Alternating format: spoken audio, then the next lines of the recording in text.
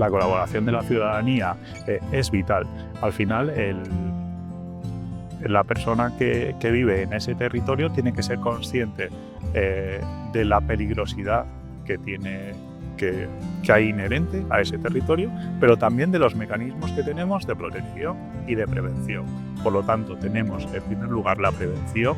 a través de tratamientos, a través de mantener zonas desbrozadas, zonas trabajadas, un territorio vivo, al fin y al cabo. Por otro lado, también tenemos durante la emergencia tener claro qué acciones podemos realizar un poco con conciencia situacional dentro de esa emergencia. Podemos apoyar a los servicios de emergencia, como podemos ser nosotros en este caso. Podemos apoyar también a esa necesidad que puede surgir posterior a la emergencia, como pueden ser ayudas a determinadas pérdidas económicas, a determinados valores económicos y sobre todo el ser consciente en el territorio en el que vivimos y qué riesgos conlleva de cara a la gestión de emergencias.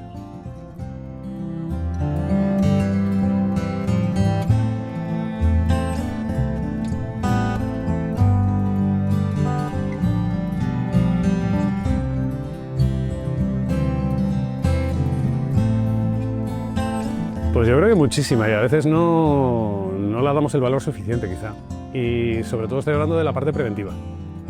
La colaboración ciudadana en estas zonas que estamos hablando, de medianías, zonas de interfaz, creo que debe ir centrada siempre y orientada en lo que puede hacer el ciudadano como tal, limpiando sus parcelas, sus propiedades, que muchas veces son colindantes a su vivienda, a su casa, porque está contribuyendo a protegerse a sí mismo, pero también está contribuyendo a proteger a los vecinos, a los convecinos que viven con él, y por ende también está protegiendo que el incendio no evolucione y afecte a los vecinos de 1 kilómetro más allá, y con ello también está intentando, con ello también evita que el incendio evolucione y se vaya a la masa forestal y genere un gran incendio forestal. Entonces, yo creo que esa colaboración ciudadana en intentar mantener dentro de la medida de las posibilidades de cada uno sus parcelas más o menos limpias, y no estoy hablando de que esté limpias completamente de vegetación, sino con unos mínimos cuidados del pasto año a año y con unos mínimos cuidados de los árboles que puedan ir surgiendo, de ir evitando que crezcan los que están más cerca de tu casa, pero sí dejar quizá a otros que te provoquen sombra en tu parcela. El hecho está en que no haya una continuidad horizontal y una continuidad vertical que haga que el fuego, en caso de que llegue allí, progrese fácilmente, o incluso que llegue y entre dentro de tu casa, obviamente, porque hay veces que la gente por protección, ¿no? por protección visual, digamos, tiende a generar unos setos alrededor de su casa y muy pegados a su vivienda. Al final eso no deja de ser un riesgo. Si estás en una zona en la que está declarado un riesgo de incendio forestal en esa zona, pues sabes que te expones a ese riesgo. Entonces tienes que intentar también ser precavido, intentar no poner elementos combustibles en los 3 primeros metros a tu vivienda, en los 3 metros más próximos a tu vivienda, y luego intentar mantener una separación entre los árboles de unos 10 o 15 metros, entre árbol y árbol, y año a año intentar mantener el estrato de la vegetación herbácea que tú tengas en tu parcela, intentar mantenerlo limpio, pues con las herramientas que tengas, manuales o mecánicas, o con la ayuda de algún profesional.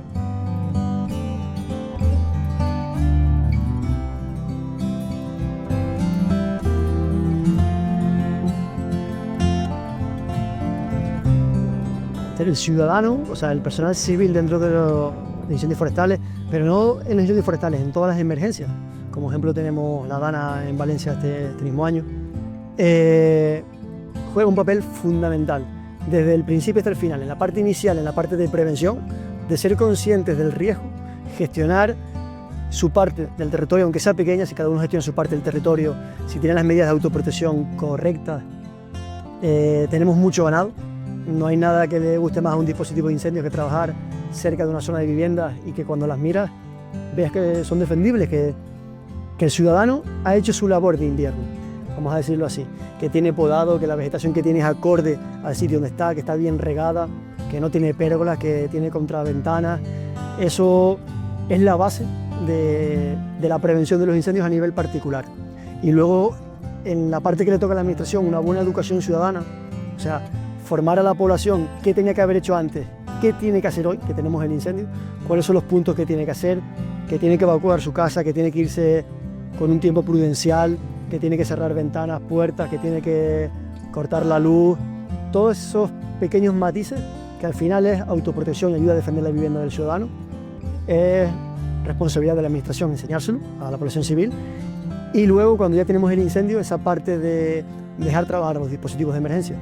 Al final, lo que no puede ser es que dentro de una emergencia se nos creen nuevas emergencias. Que la población colabore con los servicios de emergencia. No hay nadie que conozca el territorio mejor que la población. Entonces, para nosotros es una parte fundamental apoyarnos en los servicios, que los servicios de emergencia nos apoyemos en la población civil y que estén de nuestro lado. Eso es importantísimo.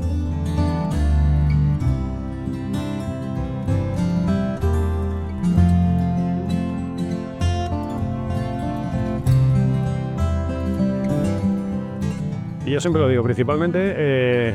la población que viva en zonas rurales que estén expuestas a un riesgo de incendios, en el momento en el que se pueda generar un incendio, bueno, primero, antes de que se pueda generar un incendio, deberían de mantenerse comunicados dentro de las medidas de la posibilidad de cada uno, y de la cobertura de telefonía y de la cobertura de radio, pero siempre hay que intentar, si tú vives en zonas un poco aisladas,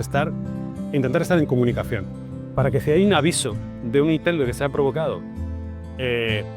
a quitar bastante distancia de tu vivienda, pero que al final, si evoluciona un gran incendio forestal, puede acabar llegando a tu vivienda, tiene que haber un mecanismo en el que tú puedas estar conectado y recibir una llamada de un familiar, una llamada de un amigo, o verlo en la prensa, en la televisión, en las redes sociales, que todo el mundo tiene el teléfono en sus redes sociales. Entonces, es importante mantenerse al tanto de lo que pueda pasar en los canales de comunicación, sobre todo los oficiales. Y una vez que se ha producido el incendio y tú ya eres consciente, hay que seguir las recomendaciones que dan los organismos oficiales, que son los competentes en esta materia, ¿no? En emergencias. Hay que seguir las recomendaciones de las páginas oficiales del 112, de las consejerías de turno que están implicadas, del Cabildo de La Palma de Medio Ambiente, que es el competente en la extinción de incendios forestales en la isla de La Palma. Entonces, tienes que seguir las recomendaciones que te den. Incluso antes de que se provoque el incendio, hay una parte fundamental, que es cuando las administraciones, el Gobierno de Canarias o el Cabildo, decreta riesgos, decreta prealertas, alertas o alertas máximas por riesgos. Entonces, muchas veces durante el verano se provocan alertas máximas de incendios forestales o alertas que conllevan una serie de medidas, unas recomendaciones que la Administración, el Cabildo de La Palma o el Gobierno de Canarias hace a la población. Entonces, hay que intentar seguir esas recomendaciones lo más al pie de la letra que se pueda. Y una vez que estás en el incendio, una vez que ya estás metido dentro, seguir las directrices de los cuerpos de extinción y de las fuerzas y cuerpos de seguridad. Si se decreta una evacuación o un confinamiento de una zona poblada, hay que intentar colaborar de manera activa y dejarse guiar por los que somos profesionales en esto realmente. O sea, los servicios de emergencia, la gente que lleva uniforme, son profesionales y se han preparado para esto. Cuando uno tiene una enfermedad, cuando uno tiene una piedra en la vesícula o tiene un tumor, acude a un cirujano para que lo opere, o a un oncólogo. En este caso, ¿por qué cuando tenemos un problema en un incendio forestal no se fía uno de la gente que trabaja en ello y que son profesionales? Al final somos especialistas en esto, ¿no? Entonces se debe dejar ese margen de confianza a los cuerpos de seguridad, o sea, a las fuerzas y cuerpos de seguridad y a los cuerpos de extinción y a los organismos responsables de la gestión de la emergencia para seguir las recomendaciones y medidas tanto de confinamiento como de evacuación o las que dicten en un momento determinado por cualquier situación que se pueda dar durante el incendio.